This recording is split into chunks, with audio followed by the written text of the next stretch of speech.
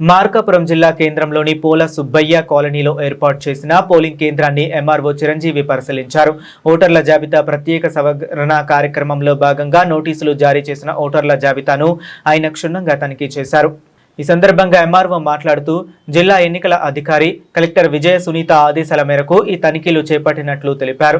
Polling కేంద్రం పరిధిలోని ఓటర్ల జాబితాలో పేర్ల తప్పులు ఉన్నా లేదా ఫోటోలు సరిగా లేకపోయినా సంబంధిత ఓటర్లకు నోటీసులు జారీ చేశామని స్పష్టం చేశారు. ఓటర్ల నుంచి సంతకాలు, సరైన వివరాలు మరియు ఆధారిత ధృవీకరణ పత్రాలను స్వీకరించి జాబితాను సరిచేసే ప్రక్రియ వేగవంతంగా జరుగుతుందన్నారు. అంతేకాకుండా ఈ నెల 23, 24 తేదీల్లో సంబంధిత పోలింగ్ కేంద్రాల్లో బూత్ స్థాయి అధికారులు అందుబాటులో ఉంటారని వెల్లడించారు.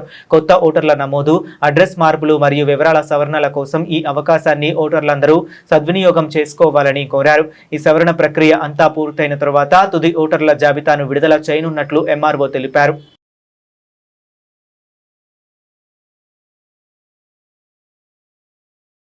స్పెషల్ ఇంటెన్సివ్ రివిజన్ కార్యక్రమంలో భాగంగా ఇప్పుడు మనము మన మార్కాపురం జిల్లా మార్కాపురం నియోజకవర్గంలోని మార్కాపురం మండలం పరిధిలో ఉన్నటువంటి రూరల్ మరియు పట్టణ పరిధిలో 109 పోలింగ్ కేంద్రాలు ఉన్నాయి. వీళ్ళలో ప్రతి ఒక్కరికి కూడాను లాస్ట్ టైం ఎన్యుమరేషన్ ఫామ్స్ అందరికీ కూడా జారీ చేశాం.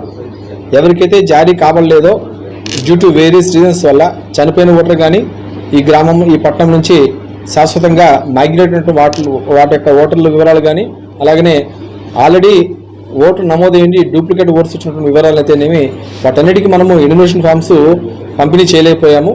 సో అలాంటి వాటికి సంబంధించి as per schedule election commission of India ఇచ్చినటువంటి షెడ్యూల్ ప్రకారంగా నోటీసులు అనేది కూడాను జనరేట్ చేసి అందరికీ కూడాను డెలివరీ చేశాం.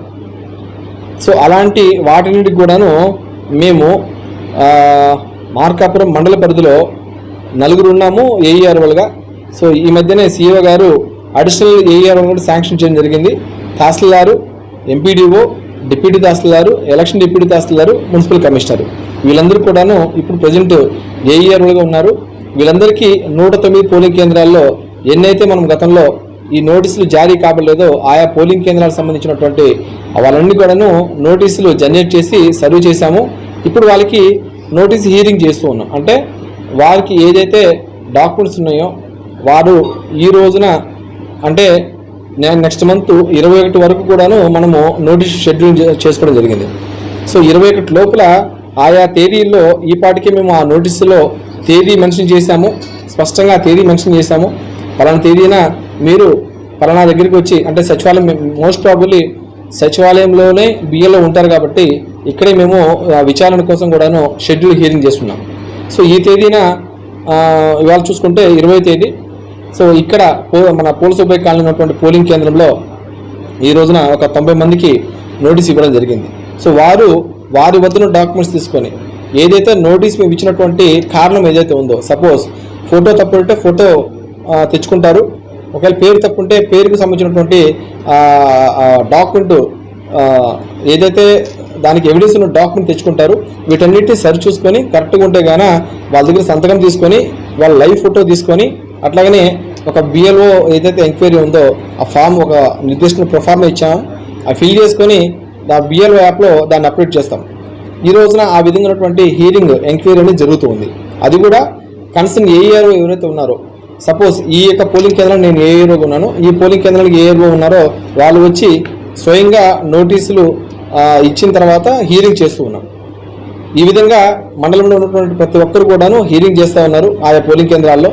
తప్పకుండా ఓటర్కి ఏదైతే నోటీస్ ఇచ్చామో వారందరూ కూడాను ఇది తప్పకుండా మీరు సవరణ చేసుకోవాల్సిన అవసరం ఉంది.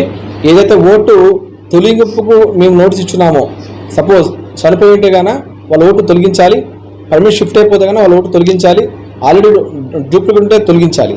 ఇవి కాకుండా సవరణ కూడా నోటీస్ అనేది జనరేట్ అయింది. ఇవన్నీ కూడా సంబంధించిన డాక్యుమెంట్స్ అని పెట్టుకొని సవరించుకోవాలి. అట్ ది సేమ్ టైం మీరు ఇంట్లో ఉన్నటువంటి కుటుంబ సభ్యులు చనిపోతే చనిపోయినట్టుగా ఓటు డిలీట్ చేయించుకోవాలి. సో ఇవన్నీ కూడా ఈ రోజున ఏఈఆర్ఓ వాళ్ళు తప్పకుండా చర్య తీసుకుంటూ ఉన్నారు.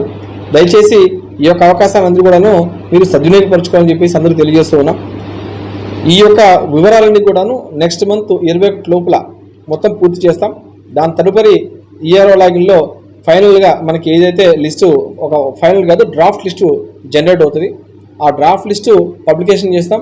ఫైనల్గా 4/10/2026న తుది జాబితా అనేది మండల స్థాయిలో నియోజకవర్గ స్థాయిలో ఈఆర్ఓ గారు అనేది పబ్లికేషన్ చేస్తారు. సో ఈ విధంగా ఒక సెటప్ పెట్టుకున్నాము. ఇక్కడ ఎలాంటి వేరే వేరే వాటికి ఎక్కడ తావు ఇవ్వకుండా అంతా కూడాను ఐడియల్గా ఎక్కడ పార్షియల్ కాకుండా ఇంపార్షియల్గా చేస్తూ ఉన్నాం. ఇందులో దయచేసి అందరూ కూడాను పాల్పంచుకోవాలి, సద్వినియోగపరచుకోవాలని చెప్పేసి ఈ సందర్భంగా తెలియజేసుకుంటూ, దీని సందర్భంగా ఫార్మ్స్ కూడా ఉన్నాయి. అంటే క్లెయిమ్స్ 6, 7, 8 ఇవన్నీ కూడాను మాకు లాస్ట్ 2 months ప్రకారంగా సరళ ప్రోగ్రామ్ భాగంగా లాస్ట్ 2 months మనకి సైట్ ఆగడం జరిగింది. ఇప్పుడు సిఇఓ గారు ఎనేబుల్ చేస్తున్నారు. ఇప్పుడు ఆ పెండింగ్ క్లెయిమ్స్ ఏదైతే ఉన్నాయో వాటన్నిటిని కూడా ఎంక్వైరీ చేస్తూ ఉన్నాం.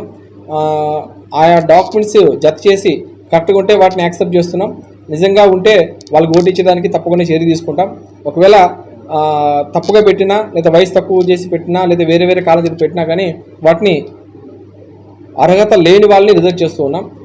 అలాగే సిఇఓ గారు ఇచ్చినటువంటి షెడ్యూల్ ప్రకారంగా స్పెషల్ క్యాంపెయిన్ డేస్ ఈ నెల 22, 23 అంటే శనివారం, ఆదివారం స్పెషల్ క్యాంపెయిన్ డేస్ అనేది కండక్ట్ చేస్తూ ఉన్నాం. ఆ రెండు దినాల్లో కన్సర్న్ బిఎల్ఓలు స్థానిక పోలింగ్ స్టేషన్స్లో తప్పకుండా ఉంటారు. సో కొత్త 6, 7, 8 తీసుకుంటారు. ఎంటీ ఫామ్స్ అన్ని కూడాను కన్సర్న్ బిఎల్ఓకి ఈ పాటికే అందజేయడం జరిగింది. అలాగనే మీరు ఈ పాటికి పెట్టినటువంటి 6, 7, 8 క్లెయిమ్స్ కూడాను ఆ రోజు విచారణ చేసుకుంటారు.